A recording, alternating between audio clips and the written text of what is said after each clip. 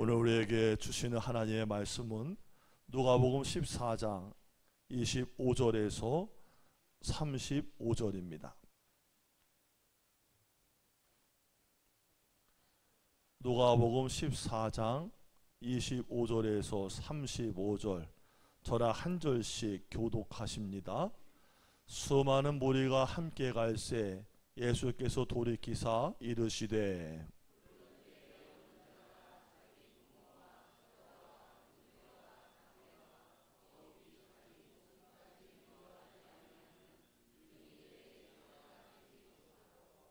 누구든지 자기의 십자가를 지고 나를 따르지 않는 자도 능히 내 제자가 되지 못하리라.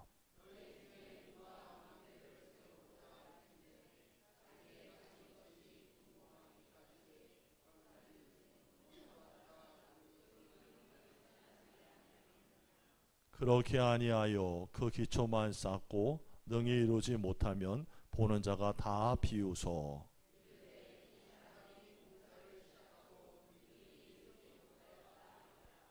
또 어떤 임금이 다른 임금과 싸우러 갈 때에 먼저 앉아 1만 명으로서 저 2만 명을 거느리고 오는 자를 대적할 수 있을까 헤아리지 아니하겠느냐.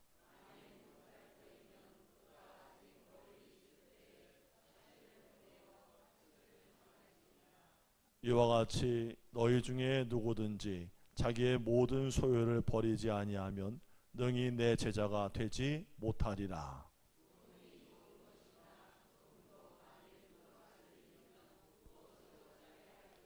함께 읽습니다.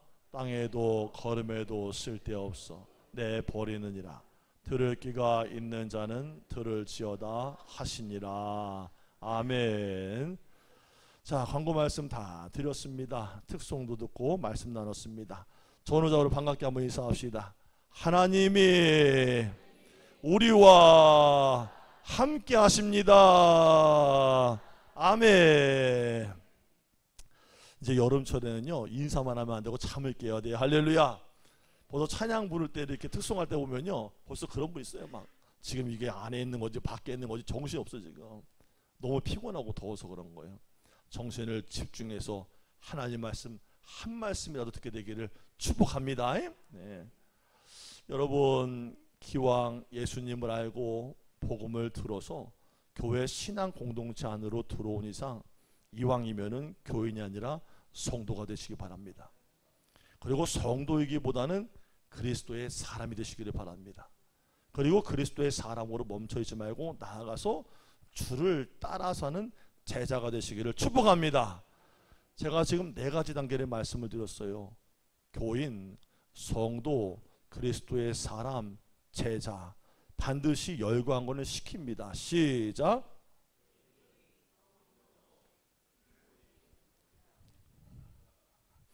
날마다 새로워야지. 할렐루야. 교인, 성도, 그리스도의 사람, 제자. 단계가 있는 거예요. 오늘 본문은 그런 의미에서 제자도에 관한 예수님의 직접적인 가르침이에요. 예수님은 누가 예수님의 제자가 되지를 못하는지에 대해서 말씀하셨어요. 기왕 가르침의 제목을 잡을 것이면은 긍정적으로 잡으실 것이지 왜 하필이면 부정적인 표현을 썼을까 생각이 들어요. 예수님께서 능히 내 제자가 되지 못하리라 표현을 반복적으로 쓰고 있다는 거예요. 26절에 되지 못하고 27절에도 되지 못하리라. 그리고 28절부터 32절까지 비유를 쫙 든 다음에 33절에 이와 같이 결론을 내는데 또 되지 못하리라.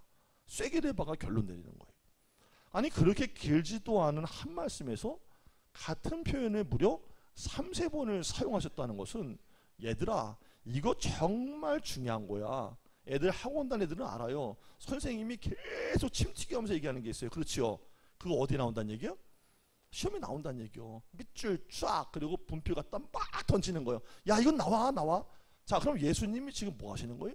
강조하시는 거예요. 이거 나온다. 이거 중요하다. 자 예수님은 예수님의 제자가 되지 못하는 사람이 누구인지에 대해서 가르쳐 주시고 강조했다는 거예요. 자 그러면 예수님의 제자가 되지 못할 사람 오늘 그 리스트를 말씀을 드려요. 그러면 나는 그렇게 안 하면 되는 거예요. 그렇지요? 자, 첫 번째, 내 삶의 모든 것 중에서 예수님을 우선순위에 두지 않는 것이라는 거예요. 여러분, 우선순위가 뭔지 설명드려야 됩니까? 여러분, 사람은요 어떤 선택을 하든지 간에 자기의 우선순위를 따라서 하는 거예요. 맞아요, 맞아요. 절대적입니다. 내가 마음에 끌리고 해야만 한다고 믿으면 그걸 해요. 근데 아니면 안 합니다. 자, 예수님이 나의 우선순위에 있지 않은 사람이 능히 제자가 되지 못할 것이라고 말씀하셨다는 거예요. 자, 그런 사람 26절에 보니까 예수님 제자가 되지 못한대요. 자, 어떤 사람? 자, 부모를 미워하지 않는 사람. 제가 얘기하는 게 아니에요. 성경에 있어요. 자기 아내를 미워하지 않는 사람, 형제 자매를 미워하지 않는 사람, 심지어는 자기의 목숨까지도 미워하지 않는 사람, 그런 사람은 예수님의 제자가 되지를 못한답니다. 여러분, 이쯤 되면요 여러분 속에서 뭔가 꿈틀거리지 않아요? 이런 생각, 이런 말하고 계실 분이 있을지도 모르겠어요. 목사님, 이게 맞아요? 이거 잘못 쓰인 거 아니에요? 진짜 그게 말씀에 비춰서 참이라면 이 세상에 과연 예수님 제자가 될 사람이 몇 명이나 있을까요? 여러분, 예수님 말씀을 들을 때에 우리가 늘 이것을 기억해야 돼요. 그것은 내 수준에서만 판단하지 않기를 바란다는 거예요. 어디 수준? 내 수준. 여러분, 교회 와서 말씀을 듣는 건요 여러분의 생각과 여러분의 가치를 지지받으려고 오는 게 아니에요. 하나님의 말씀인 성경을 듣고 그 말씀을 내가 지지하러 오는 거예요. 시작!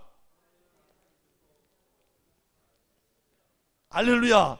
이 정도면 그래도 80점은 되는 거예요. 내 생각을 지지받으러 온 게 아니라 하나님 말씀에 내가 들어가려고, 하나님 말씀을 지지하려고 오는 거예요, 교회는.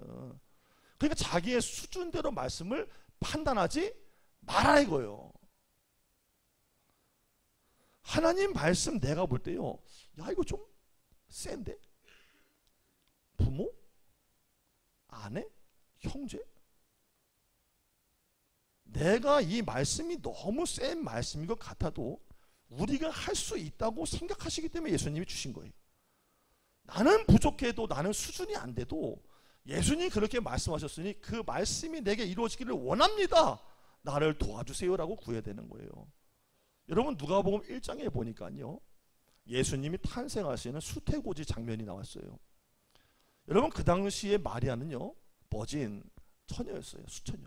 남자를 알지 못하는 여자였다는 거예요. 천사가 나타납니다. 그리고 하는 말이, 지극히 높은 시에 너의 능력이 너를 덮어서 네가 잉태해서 아들을 낳을 것인데 이름을 예수라 하라. 이거 들으면 여러분 어때요? 내가 처녀야. 남자를 가까이 하지 아니했어. 근데 그 말씀이 내가 들리면 어때요? 물러가라! 물러가라! 마귀야 물러가라! 이러지 않겠어요? 이 말씀대로, 그러나 그 여종이 말하기를, 주의 여종이오니 나는 당신의 것이오니 말씀대로 내게 이루어지기를 원합니다. 믿음에 순종했다는 거예요. 그러자 예수님께서, 인류 역사의 주가 되시는 그분께서 마리아의 몸을 입고서 이 땅에 나와 인류의 구원자가 되셨다는 거예요. 내가 말씀에 순종을 하려고 마음부터가 굴복하고 시도하면은 성령께서 나에게 오셔서 그 말씀을 성취할 수 있도록 곁에서 도와주신다는 거예요. 자, 그럼 아까 여러분과 제가 읽었던 말씀, 이거 이해가 안 가는데 정말 그럼 미워해야 돼? 이 말씀에 미워하다라는 단어를 잘 새겨 들으세요. 이 미워하다라는 단어가 가지고 있는 원어의 뜻이 뭐냐면 누구를 감정적으로 미워해, 이게 아닙니다. 그럼 무슨 뜻일까? 덜 사랑하다, 덜 귀하게 여기다, 덜 가치 있게 여기다, 이런 뜻인 거예요. 그러니까 내가 내 가족 그 누구보다 예수님을 덜 귀하게 여기면 내가 예수님의 제자가 되지를 못한다는 말씀인 거예요. 내가 목숨보다도 예수님을 덜 귀하게 여기면 내가 예수의 제자가 되지를 못한다는 말씀이에요. 이걸 바꿔 말합니다.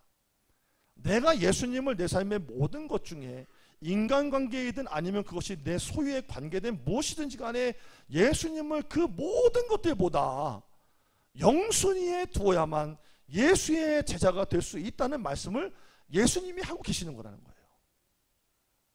여러분 찬송가 94장 여러분 많이 부르시죠? 주 예수보다 귀한 자, 그것만 딱 생각해봐요. 주 예수보다 더 귀한 것은 없다. 여러분 이 찬송가가 멜로디가 좋아가지고 그냥 부르는 거예요? 정말 멜로디에 감흥돼서 그것만 인정하는 거예요? 그렇지 않잖아요. 내가 예수를 알고 복음을 듣고 보니까 말씀을 내가 깨닫고 나니까 은혜 받고 나니까 예수님이 나의 인생의 전부입니다라는 고백을 담고 드리는 거 아니겠어요? 그러니까 우리가 신앙생활 하면서 정말로 내가 그렇게 되기를 원합니다. 예수님이 나의 인생의 영순위가 되기를 원합니다. 이런 마음이 깊이 새겨져야 된다는 거예요. 금방 우리 감리교회의 여름 행사들 그리고 각종 하계 행사들 집회의 컨셉 선구가 뭔가 봤더니요 공통적이에요. 믿음이에요. 믿음. 그럼 믿음이 뭔가를 알아야겠죠. 우리가 신앙생활하면서 우선순위라는 단어를 기억을 해둘 필요가 있어요. 왜냐하면 믿음이 있음과 없음의 경계선에 무엇이 서 있느냐 하면 바로 이 우선순위가 우뚝 서 있기 때문이에요. 함께 합시다. 우선순위가 서 있다. 우리 대개가 처음에 이런저런 계기로 교회를 다니게 됐죠. 여러분도 한번 가만히 생각해 봐요. 어떤 계기로 교회를 나오게 됐어요? 이 가운데 계시는 모태신앙인들, 나는 못해요 하는 모태신앙인들은 그냥 아무 고민도 없이 그냥 교회를 다니고 지금도 다니고 있는 거예요. 근데 그 외에 어떤 분들은 다양한 자신만의 계기와 동기가 있어서 교회를 나오게 된 거고 예수를 믿게 된 거예요. 살다 보니까 인생의 파도가 너무 세서 거칠 때에 하나님이 나를 만나주신 은혜가 있어서 교회를 다니는 사람도 있고, 마음이 너무 아프고 허전하고 외로워서 그 수가성에 예수님 만나주신 것처럼 그 예수님 만나려고 교회에 오신 분도 있어요. 자, 그런데 지금까지 모태신앙이라는 그분들 교회를 다니지만 전혀 고민 없이 교회를 다니고, 그리고 다른 분들은 자기의 동기를 붙잡고 다니는 거예요. 근데 그렇게 1년, 2년이 지나면서 믿음이 자란 것이 눈에 보이는 사람도 있어요. 무엇이 자란 사람? 믿음이 자란 사람. 여러분, 믿음이 눈에 보일까요? 보일까요? 다시 물어볼게요. 믿음이 보일까요? 보일까요? 나도 안 보이는 줄 알았어 지금까지. 나도 그런 줄 알았다고요. 근데 믿음이요 자라는 게 보여요. 무슨 얘기인지 아세요? 그런가 하면 어떤 사람은 교회를 다닌 지가 10수년이 됐는데요, 아무리 봐도 믿음의 모습이라고는 하나도 안 보이는 사람도 있어요. 믿음의 진보가 없는 거예요. 그럼 왜 늘 제자리일까? 왜 그렇죠? 모든 사람들이 교회 다니면서 그리스도인의 소원이 있어요. 내 믿음이 자랐으면 좋겠다는 거예요. 나도 정말 믿었으면 좋겠다. 옛날에 신방했더니 어떤 남자분이 그러더라고. 늦게 예수를 믿으셨어요. 그러니까 이게 신앙에 체계가 없고 교회 학교 안 나오니까 여러 가지 체계가 어지러운 거예요. 그분이 그래. 나도 제발 좀 믿어졌으면 좋겠다고. 아무리 목사님이 설교를 아름답게 하고 별소리 다 해도 내가 그것이 안 믿어지는데 어떡하냐고. 제발 좀 믿었으면 좋겠다는 거예요. 그럼 믿음이 왜 안 자라는 거예요? 내 소원은 그런데. 여러분, 마치 러닝머신 위에서요 달리고 있는 것처럼 내가 오랫동안 달린 것 같은데 내 믿음은 여전히 제자리인 것 같은 거예요. 얼마 전에 집에 새로운 신문물이 하나가 들어왔어요. 그동안 집사람이 타던 실내 자전거가요 10년이 돼가지고 이게 페달이 망가져 버렸거든요. 그래서 요즘에 유행하고 있는 그 운동기구 중에 그 스태퍼라는 게 있어요. 스태퍼. 이게 발바닥 대고서 이게 올라가서 이질 안 하면 되는 거 이게. 이러면 앞으로 쏟아질 것 같은데 쏟아지지 않아. 이렇게 하는 거예요. 그러면은 이게 갑자기 그냥 허벅지가 늘 평상시 때는 말랑말랑하던 허벅지가 갑자기 기운이 빡 들어가면서 뒤에서 막 엉덩이 힘이 빡 들어가고 그러는 거예요. 근데 무릎하고 엄청 아파. 그러니까 처음에 제가 아예 못을 박았어요. 난 기대하지 말어. 난 어차피 그거 안 해. 당신이 하면은 사고 안 할 거면 사지 마. 내가 왜 이랬을까? 그거를 내가 정확하게 안 하면 사 와서부터 왜 니도 한다 그랬는데 안 하냐고, 그러면은 돈을 들이지 말라고 얘기를 하지 왜 사라고 해가지고 같이 샀냐고, 귀에서 또 고막에서 피가 날까봐 나 안 해. 분명히 얘기했어. 나 안 해. 나 원래 운동 안 하는 사람이야. 나 3분 이상 걸으면 안 돼. 숨 쉬어서. 이랬단 말이에요. 근데 가만히 보면 이게 운동은 돼. 하면 할수록에 막 겨드랑이에서 땀은 나지, 허벅지는 땡기지, 코어 근육은 또 딱 땡겨서 또 그 운동이 되지. 근데 중요한 건 한 걸음도 앞으로 안 나가는데 운동은 되고 있다는 거예요. 자, 그러면은 러닝머신이나 이 스태퍼나 한 발자국도 안 나가면 운동이 되는 것처럼 믿음 생활도 내가 아무리 몰라도 생각 안 하는 사이에 쫙쫙 나갔으면 좋겠는데 왜 내 믿음은 맨날 그 모양 같은 거예요?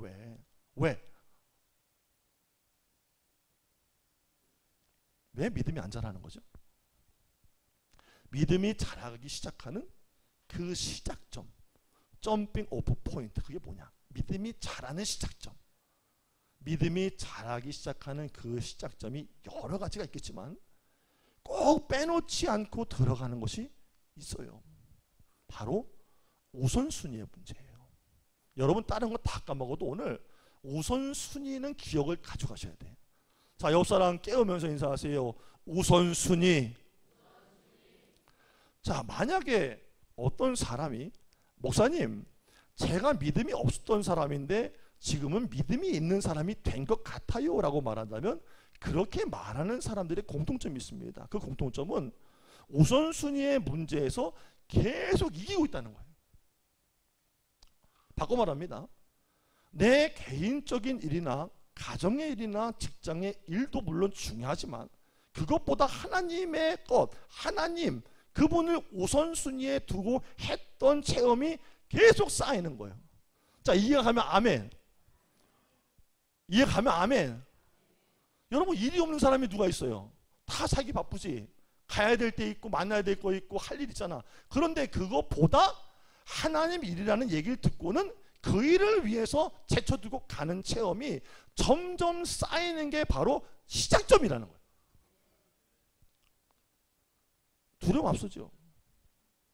당장 계산해 보면 야, 이 시간에 내가 교회 가서 그 청소하거나 내가 일하면은 그거 내가 손해 보는데. 옛날에 우리 아버지가 그랬어요. 여러분, 장사하는 사람들 심리를 아세요? 저희 아버지는 한 곳에서 장사를 30년 이상 하신 분이에요. 셔터 열고 셔터 닫는 거 밖에 몰라. 늘상 똑같은 일상이에요. 그러니 그분이 자리를 비울 수가 없는 거예요. 그러니까 걸리는 게 뭐냐?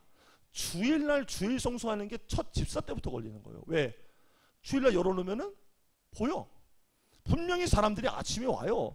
오전에 와서 꼭 교회만 가려고 그러면은 어이 박사장 공사 좀 해줘. 아니면 뭐 좀 해줘 이래.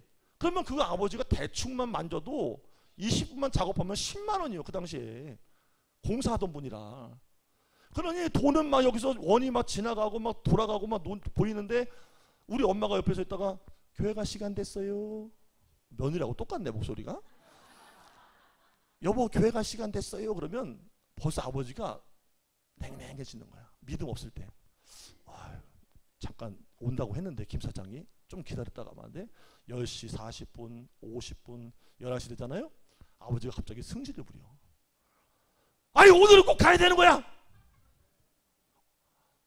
먹어야 살지. 그럼 내가 그 교회 가려고 애기가 가방 들고 있다가 난 불안해 죽겠는 거예요. 왜? 교회 가기 전에 엄마 아빠 또 싸우면은 또 보잖아 그걸. 일단 늘상 일상이었어 이게. 주일 성수가 해결이 안 되는 거야. 여러분 우선순위가 얼마나 무서운지 아세요? 이만큼 무서운 거예요. 주일에 이전에는 약속도 안 잡히고 특별하게 내가 노력 안 해도 그냥 평범한 일상인데 이게 예수를 믿기 시작하면요 계속 그게 건드려집니다. 주일 예배 한두 번 참석하고 서서히 그만두면 주변 사람들도 그래요. 이제 교회 안 다녀?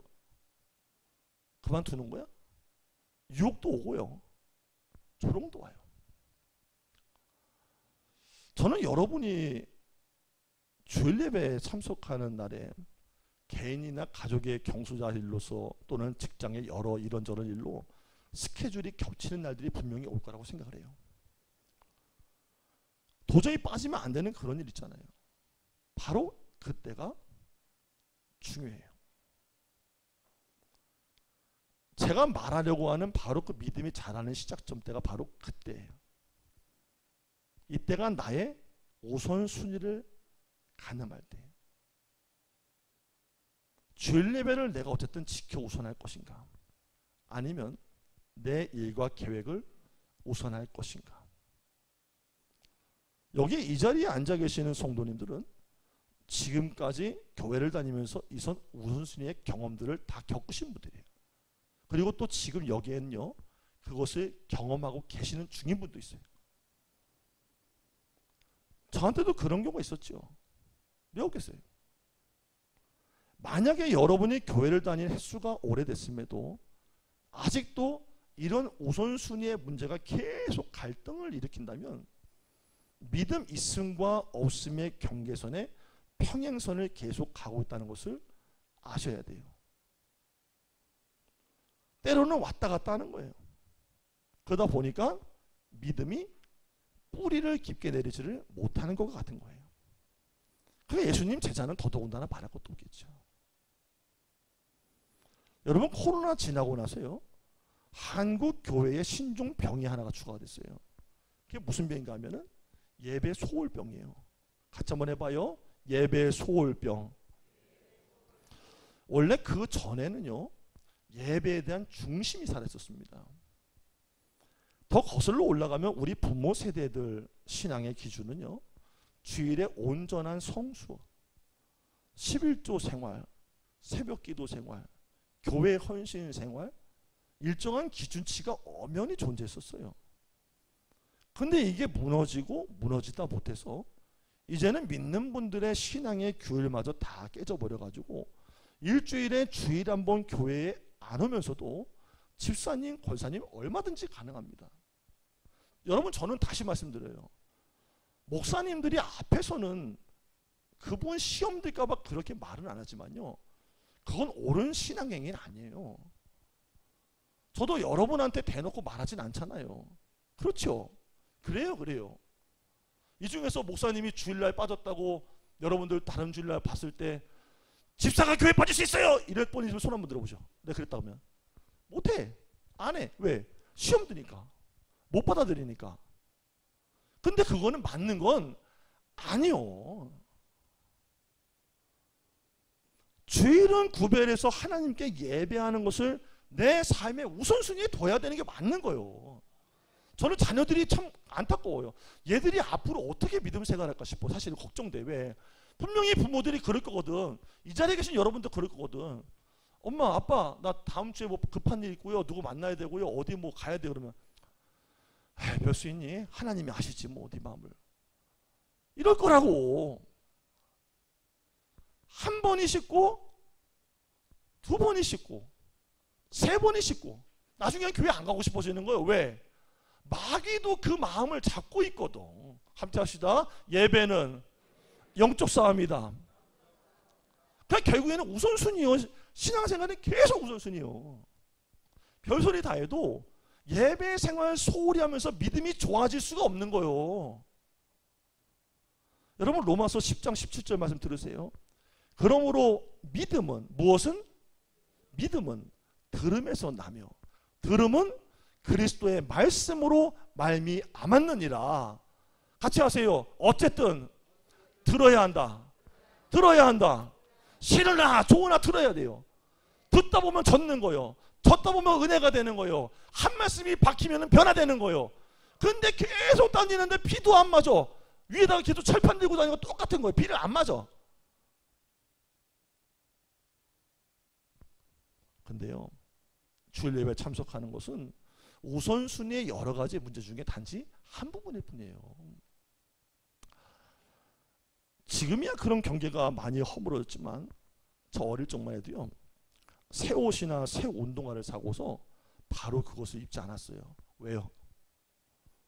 왜요? 지금 아까워서라고 했었네. 이해를 못하는 분도 있을 거예요. 교회 다니는 사람들이 하는 게 하나가 있었어. 산 새 옷, 새 신발은 주일날 하나님 앞에 갈 때 입고 간다는 의식이 있었어요. 근데 어떤 분들 그러더라고요. 아니 맨날 그 옷이지 뭘 그렇게까지 해요. 그래. 그게 아니거든. 같이 합시다. 그게 아니거든. 하나님을 가장 존경하는 거예요. 저희 아버지는 지금도 그래요. 저희가 옷 사드리고 신발 사드리면요 안 신으셔요. 그냥 신발장에 넣어놓으세요 일단. 그리고 나서 금요일날 내가 택을 때, 그리고 뭐라는 줄 아세요? 나 내일 주일날 이거 신고 갈 거다. 살아있어 아직도. 근데 이게 깨지면 어떻게 되는 줄 아세요? 이게 아무리 형식과 껍질 같아도 이게 깨지면요 믿음이 자랄 수가 없다는 거예요. 여러분 하루가 시작하는 새벽에 아침에 내 삶의 우선순위가 뭡니까? 대개 그리스도인들도요 스마트폰입니다. 아침에 일어나면 남편은 안 찾아도요 스마트폰을 찾습니다. 믿으면 아멘. 남편이 어디 가도 상관없습니다. 근데 스마트폰이 없어지면 불안합니다. 할렐루야. 밤에도 안 찾습니다. 할렐루야. 그냥 무조건 스마트폰만 찾고 있는 거야. 하루를 스마트폰님과 함께 나는 걸어가리. 계속 그러잖아. 근데 새벽에 눈을 뜨고 아침에 일상을 시작할 때 저는 습관적으로 일부러 해요. 침대에서 일어나. 씻지 마. 그냥 기대. 그리고 기도해. 하나님 오늘도 생명 주셔서 감사합니다. 호흡 주셔서 감사합니다. 오늘도 주의 은혜로 살게 하옵소서. 자, 이것이 가장 작은 행위인데 우선순위를 드리는 행위가 쌓이고 쌓이다 보면 그게 바로 믿음이 된다는 거예요. 그러니까 믿음을 자꾸만 목사님한테 전 믿음 좀 주세요. 나도 믿었었으면 좋겠네 그러지 말고 자기가 한번 해보라고 그러는 거예요. 자기가 먹을 거 있으면 기도하고, 일어나면 기도하고, 감사할 거 있으면 헌금하고, 섬기라 그러면 교회 와서 청소하고, 이걸 자꾸 하다 보면 반복이 습관이 능력이 되는 거예요. 그래서 이렇게 안 하면요 예수님 제자가 되지도 못한대요. 왜? 믿음이 없으니까. 자, 두 번째요 27절 말씀 같이 한번 읽읍시다. 27절 시작.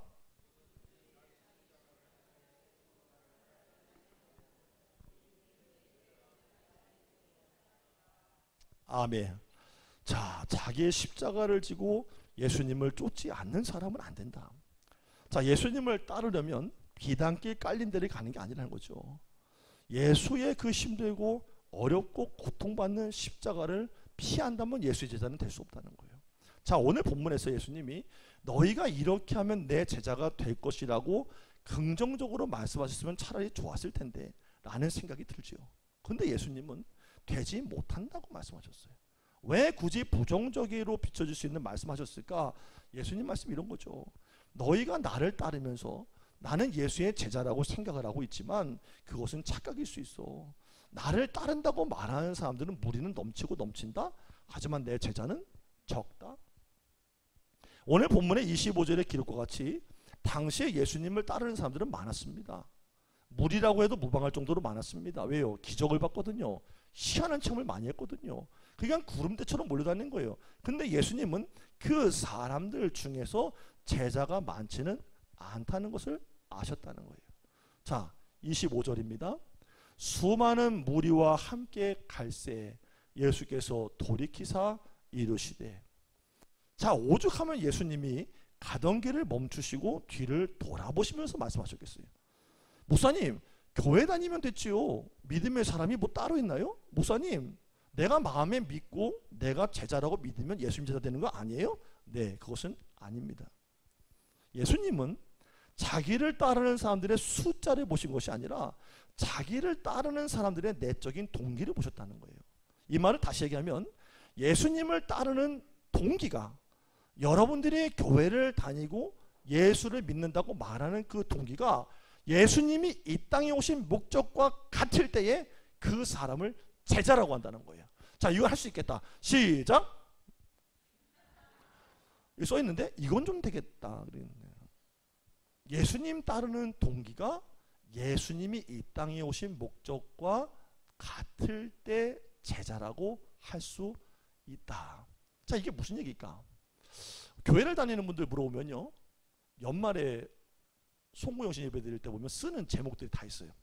기도 제목. 1번이 뭐예요? 다 아시면서 다 똑같아요. 거의 한 분, 두 분 빼고는 다 똑같아요. 1번 돈 많이 벌게 해주세요. 2번 우리 부부 건강해 주세요. 3번 자녀들 잘 되게 해주세요. 근데 이건 어디 가도 있을까? 용왕사가도 있어요. 용왕사가도 있다고요. 이 얘기는. 아니 무슨 얘기 잘 모르시나 보네. 이 기도 제목은 여기도 있고 절에도 있고 성당에도 있고요. 그리고 산당 터에도 있어요. 미신. 첫 번째 돈 많이 벌게 해주세요. 두 번째 우리 부부 건강해 주세요. 세 번째 자녀들 잘 되게 해주세요. 자, 그럼 여러분 동기는 이에서 달라요? 좀 달라요? 첫 번째 하나님 나라와 그 의를 위해 살게 해주세요. 두 번째 선교를 위해서 쓰여지는 도구 되길 원합니다. 세 번째 보내시라면 가겠습니다. 여러분 그런 분 있으면 손 한번 들어보시오. 그런 분 있으면 손 한번 들어보시오. 거의 없어. 제가 말씀드렸죠. 예수님의 동기와 같을 때의 제자요. 잘 들으세요. 보세요. 여러분 오늘 본문의 배경이 되는데 예수님이 지금 어디 계신 것 같아요? 예수님이 어디 계신 것 같아요? 지금 예수님이 예루살렘으로 올라가시는 길에 있었던 거예요. 그러면 예루살렘에 왜 올라가시는 거예요, 예수님이요? 내가 이장진 고사는 예수 좋아하는 거예요. 양복을 좋아하는 게 아니라. 할렐루야. 예루살렘에 올라가실 때는 십자가를 지고 하나님의 뜻을 이루어 죽기 위해서 올라가던 중이었다는 거예요. 배경이. 자, 근데 수많은 사람들은 예수님에 대한 생각, 그분의 죽음은 1도 생각이 없었어요. 그러면 수많은 사람들이 관심이 뭐였을까요? 아까 말씀드린 기도 제목 그거예요. 이거 봐라. 저분이 로마의 폭정을 멈추게 하고 왕으로서 오셔서 모든 걸 다 끝장을 내시고 왕권을 되찾게 될 날이 오겠구나. 자, 그러면 나와 너는 지금 무엇을 해야 되냐? 한 놈은 주의, 한 놈은 국무총리, 한 놈은 국정원장 자리에 앉혀달라고 해야지. 이렇게 생각을 하고 있었다는 거예요. 자, 예수님 생각하고 달라요? 달라요? 많이 달라요? 많이 달라요? 많이 달라. 여러분 사복음서는 예수님이 제자들이 예수님과 함께 예루살렘에 올라가는 길에 높은 자리를 두고 서로 다퉜다는 이야기를 굳이 소개하고 있어요. 야고보와 요한이 말합니다. 선생님이요, 예루살렘에 올라가시면 주의 영광 중에 우리 하나는 주의 우편에 하나는 좌편에 앉게 하여 주옵소서. 마가복음 10장 30절에 나오는 거예요. 그러니까 예수님하고 제자들은 완전히 동상이몽인 거예요. 나는 지금 하나님 아버지의 뜻을 이루기 위해서 십자가를 지러 예루살렘에 올라가는데 제자들은 지금 한 자리 차지하려고 마음에 꿍꿍이 소 가지고 있었던 거예요. 예수님은 죽음을 생각하는데 그분을 통해서 얻을 영광만 생각하고 있었던 거예요. 그러니까 예수님 볼 때는 너네는 제자는 안 되겠다. 무리는 되지만 이거예요. 여러분 사람들은 숫자에 열광합니다. 숫자가 많으면 좋아해요. 그런데 예수님은 안 그래요. 같이 합시다. 예수님은 숫자가 상관없다. 다시 얘기할게요. 올란 대형교회 사람 많이 모이는 데를 이거라고 생각하고 능력있다 생각하는데 아니요. 예수님은 사람이 많이 모여있는 교회를 기뻐하는 게 아니요. 그 안에 들어있는 사람들이 제목이 1, 2, 3번이 그거 다 그러면 어떡할 거예요 그거. 가짜들만 다 모여있는 건데. 무슨 얘기인지 아시겠어요? 100명이 있는 작은 교회라도 내가 예수의 제자가 되고자 몸부림치고 그분과 동일한 생각을 가지고 살려고 애쓰는 복음의 사람이 꽉 차 있으면 그 교회가 대교회지만 만 명이 모였는데 예수님하고 전혀 상관없이 뜬금없는 소리, 나 부자 되고 싶어요, 나 건강하고 싶어요, 안 되는 일 되고 싶어요, 이것만 얘기하면 그 교회는 아무 상관이 없다는 얘기예요. 마태복음 7장 13절 14절에 좁은 문으로 들어가라. 멸망으로 인도하는 문은 크고 그 길이 넓어 그리로 들어가는 자가 많고, 생명으로 인도하는 문은 좁고 그 길이 협착하여 찾는 자가 적음이니라. 여러분, 생명은 좁은 데 있는 거예요. 예수의 길은 좁은 길이었어요. 하나님 아버지의 뜻을 받들고 십자가에 달려 죽어서 온 인류를 구원하는 작은 길이었어요.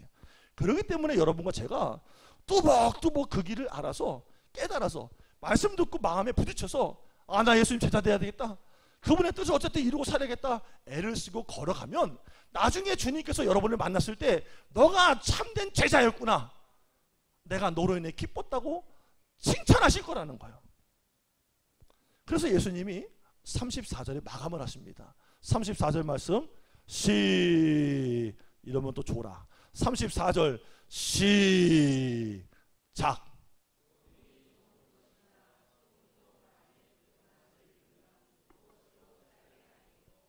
아멘. 여러분, 소금은 굳이 말씀 안 드려도 알죠? 소금의 고유의 기능이 뭐예요? 맛을 내는 짜게 하는 거, 그리고 방부 역할이에요. 여러분, 소금이 만약에 진짜 수백 부대가 있는데 아무리 그걸 집에서 입에 털어놔도 짠맛이 전혀 안 난다면 모래가루 같으면 어떨까요? 그거 돈 주고 사겠어요? 뭐 우리 교회 비 새는데 여기다가 뭐 차곡차곡 쌓아서 빗물이나 막아야지 뭐 할 거고, 쓸데가 뭐 있어? 소금이 맛을 잃어버리면 더 이상 소금일 수가 없다는 거예요. 바꿔 말하면 겉모습이, 교회 다니는 우리의 모습이 아무리 교인 같을지라도 예수의 맛을 내지를 못하면 더 이상 나는 예수의 사람일 수가 없다는 거예요. 말씀 마칩니다. 예수님 제자는 교회를 다니고 시간이 흐른다고 저절로 되는 게 아닙니다. 제자가 되려면 대가를 확실히 치러야 합니다. 자, 마지막이에요. 인사합시다. 제자가 되려면 대가를 확실히 치러야 한다. 목사님이 지금 열변을 토하면서 지금 등에 땀주기가 줄줄 흐르는데 말씀을 드렸던 걸 기억하세요. 우선순위의 문제에서 싸워 이기세요. 뭐 교회를 목사님이 오라 그래요 옵니까? 카톡을 보내요 옵니까? 안타까운 분들이 있어요. 제 안타까운 분들이 제 책상에 이름이 쭉 써 있어요. 김 안타까움, 박 안타까움, 최 안타까움이 쏙 적혀 있어. 뭐라고 적혀있냐? 아이고, 주일날 전화를 해야 오니 인간아. 뭐라고 계속 얘기한다 이렇게 되겠니? 아이고, 좀 그만 좀 할 때 됐잖아 이제. 예? 그만 할 때 됐잖아 이제. 신앙생활을 내가 해야지. 내가 우선순위를 싸워 이기세요. 예배드리는 시간을 하나님께 드리세요. 그리고 여러분이 돈을 버는 것을 아깝게 여길 때 내가 어느 부분에 서는가를 보세요. 만약에 가야 돼서 일해야 되고 주일해야 해야 되는데 아, 돈 생각나요? 당장 들어올 거 생각나요? 그거 한번 버려보세요. 왜 버리라고 할까? 여러분이 그 우선순위에서 하나님을 생각하면서 내려놓은 순간에 하나님이 그것에 위에 더 얹어주십니다. 이것을 자꾸 체험하다 보면 신앙이 좋아지는 거예요. 왜? 하나님이 해보니까 하나님 채워주셔. 하나님이 주시네? 그럼 믿음도 좋아지는 거고 삶도 펴지는 거예요. 이런 놀라운 경험이 돼서 제자로 승리하는 저와 여러분 되기를 주의 이름으로 축원합니다. 기도하겠습니다. 주님의 기뻐하심에 함께 동행하는 제자의 삶이 되게 하옵소서. 나의 안위와 안정만을 붙들려고 하는 만족의 믿음을 다시 온전케 하여서 하나님의 복음과 영광을 위하여 달려가는 제자들이 다 되게 하여 주옵소서. 예수님의 이름으로 기도합니다. 아멘.